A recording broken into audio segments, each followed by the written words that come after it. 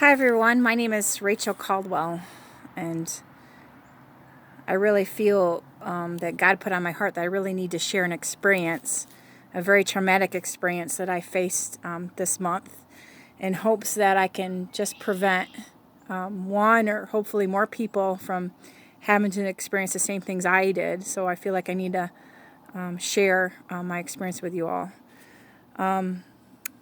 Not too long ago, this month, I unfortunately had to go to the emergency room at UHS Wilson Hospital because I had a bad infection. So I had to go to the ER.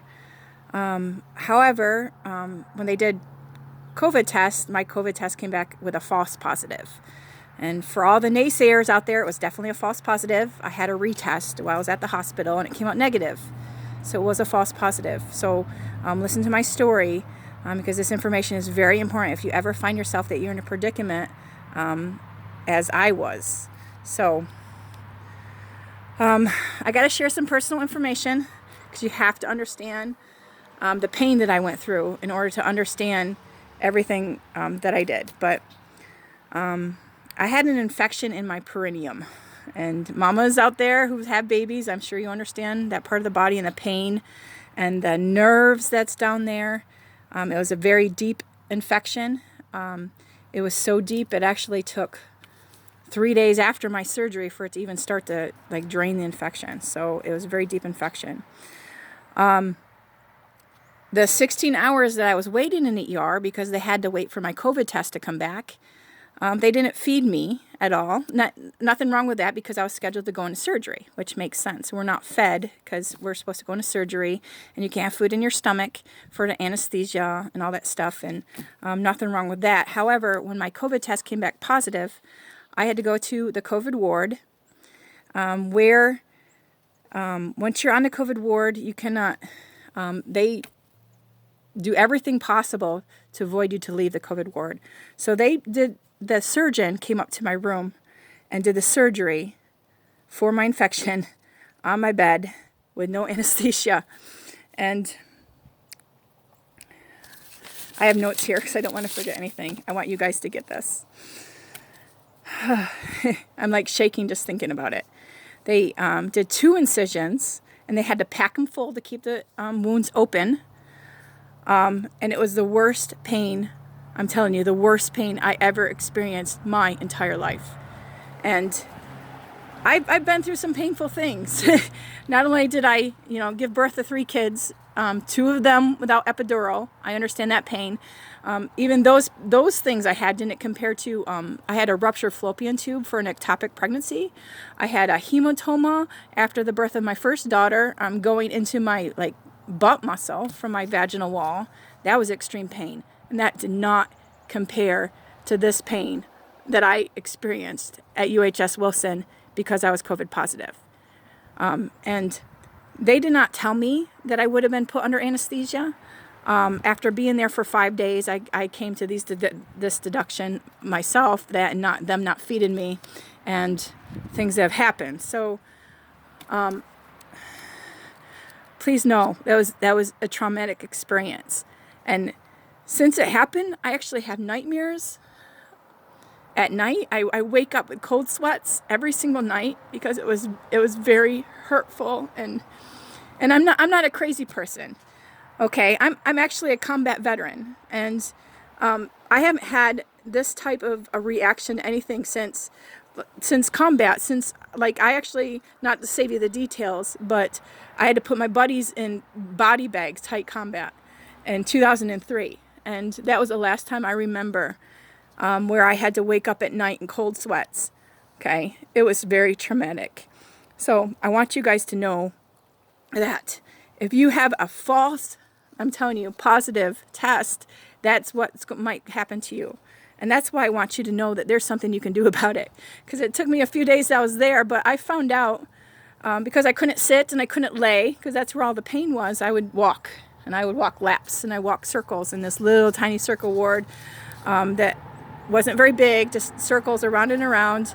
And I'd overhear and I'd talk to people and I'd pray for the patients. And a lady 2 doors down from me had a false positive same day as me.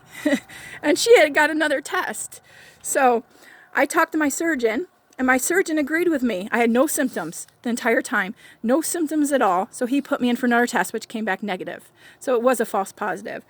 Another thing I want you to know,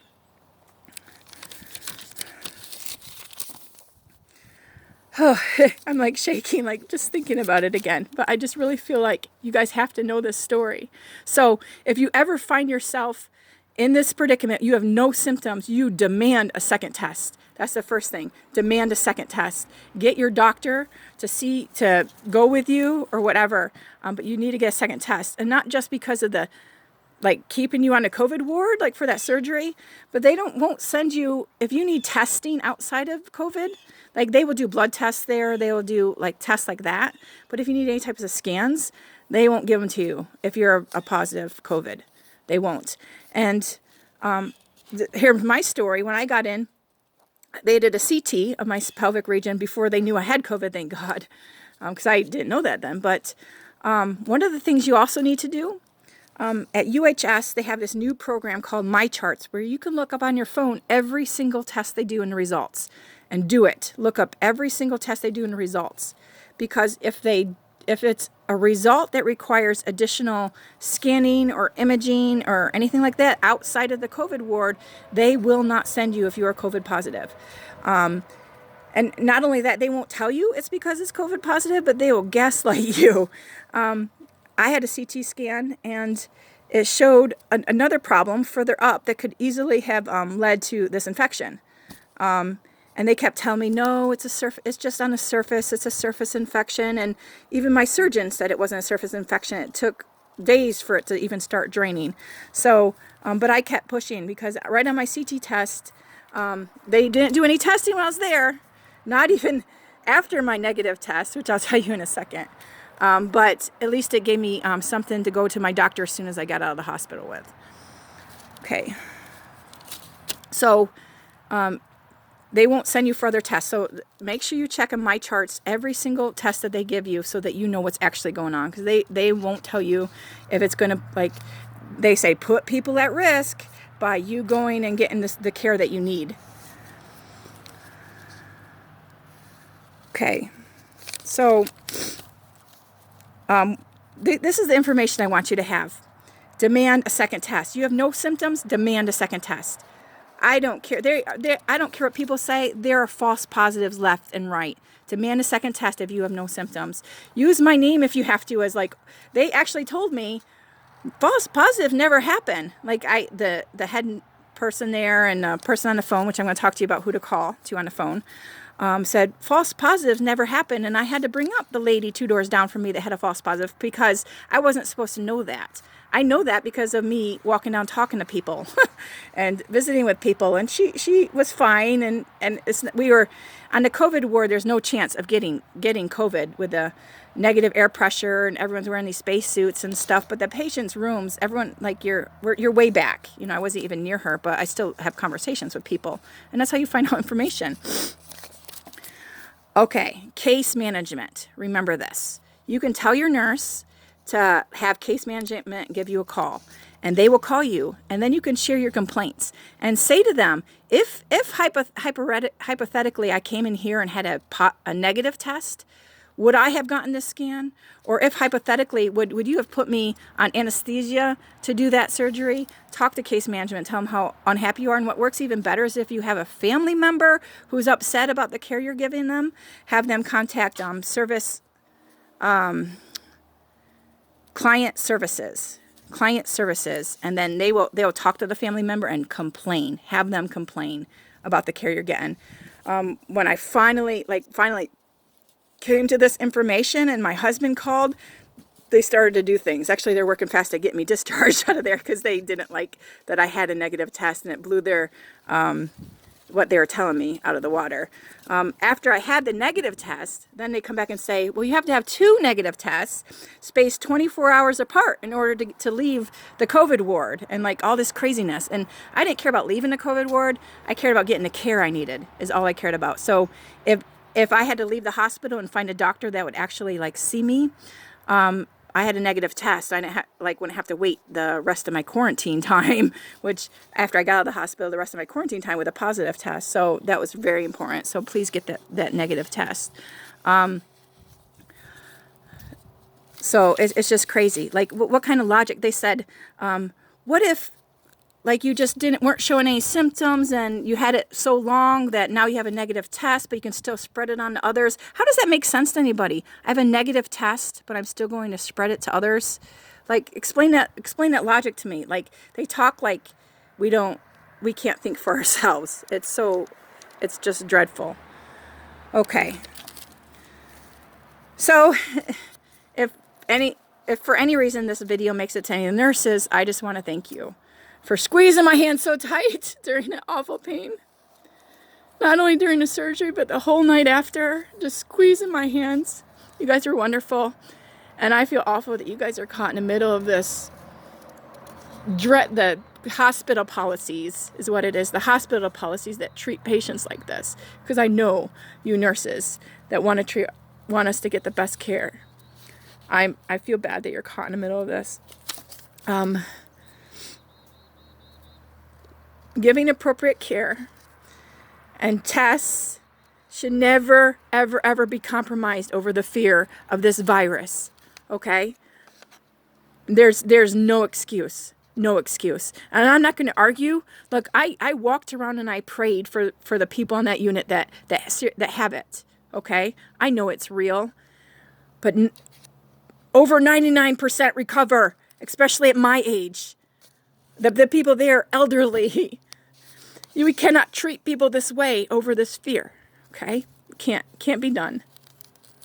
We have to stop and we have to speak up.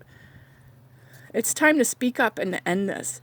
We can't suffer. If your loved one ends up in the emergency room and has to go through that because of a false positive test, it's awful. But it was a very hard experience for me. But I believe that God wanted me to share my story. If you get this message and it helps just one person be able to speak out and demand the care that you deserve, then it's worth it. Just one person. And I don't regret every second I got to pray for the people on that floor. It was definitely worth it. And I believe God's going to move through it all. So, and if you go to the hospital for a different, something other than COVID, but you really truly are COVID positive, just know this stuff is going to go on. You're going to be stuck there with what I believe is not adequate care. My suggestion is that get out of there. Get out of there and find care. Find care elsewhere. And I'll pray for you. So that's my story. I had to get the word out. I can't be silent about it. It was one of the worst experiences of my life. For sure. So I just pray this helps somebody. God bless.